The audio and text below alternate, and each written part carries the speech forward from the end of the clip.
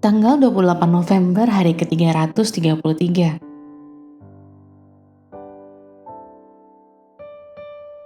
Refleksi dan penyembahan.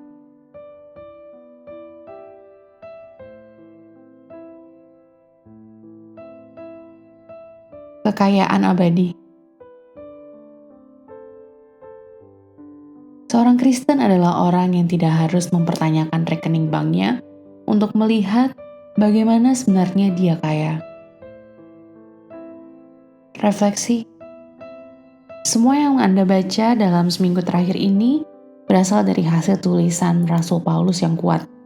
Seorang rasul yang paling produktif menulis dari para penulis perjanjian baru lainnya. Setidaknya 13 surat pengembalaan ditulis oleh Paulus selama 3 perjalanan misionarisnya dan sejumlah pengalamannya di penjara.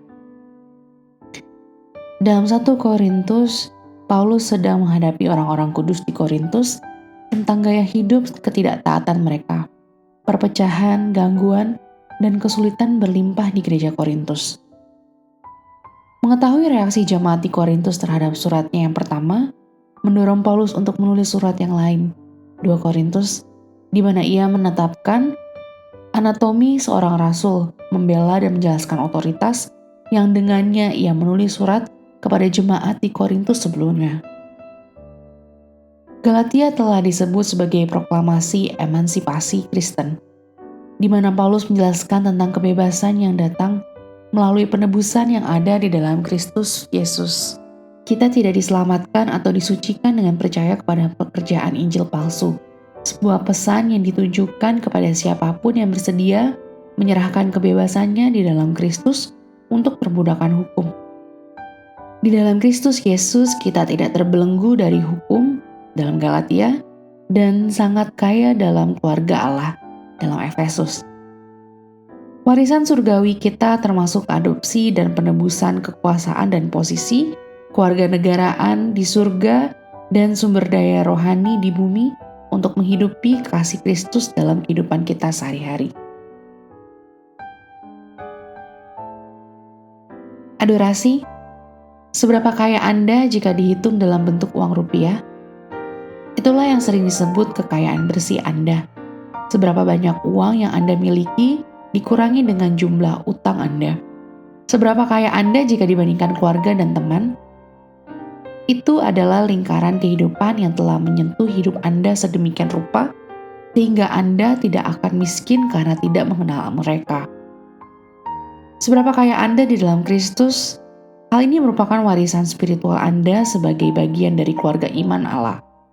Dengan beriman kepada Kristus, Anda menjadi anak Allah dan seorang pewaris bersama dengan Kristus.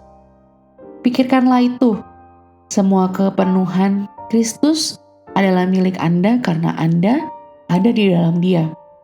Semua kekayaan di dunia tidak akan bisa membelikan Anda secangkir kopi, kecuali Anda tahu mengenai kekayaan Anda tersebut dan Anda tahu cara menggunakan kekayaan itu.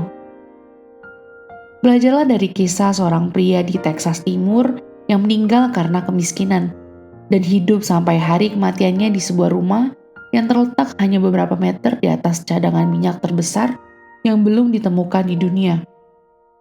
Kaya namun hidup seperti orang miskin. Ini adalah kondisi menyedihkan bagi banyak orang Kristen saat ini. Aplikasi. Ambil beberapa menit untuk meninjau buku Efesus dan inventarisirlah semua yang Anda miliki karena Anda berada di dalam Kristus. Gunakan apa yang Anda temukan untuk melengkapi kalimat ini. Karena saya di dalam Kristus, saya memiliki, dan untuk menunjukkannya, hari ini dengan pertolongan Allah, saya akan. Contoh dari Efesus pasal 1 ayat 7. Karena saya di dalam Kristus, saya memiliki pengampunan dosa. Dan untuk menunjukkannya, hari ini dengan pertolongan Tuhan saya akan mengampuni orang lain yang tidak layak atas pengampunan saya, tetapi tetap membutuhkannya. Jika Anda dapat menemukan 5 butir hal ini dalam kitab Efesus, berarti Anda telah melakukannya dengan baik. 6 hingga 10 butir, Anda adalah penelusur kelas 1. 11 sampai 15 butir, Anda adalah detektif super. Lebih dari 15, Anda berhak mendapatkan medali emas.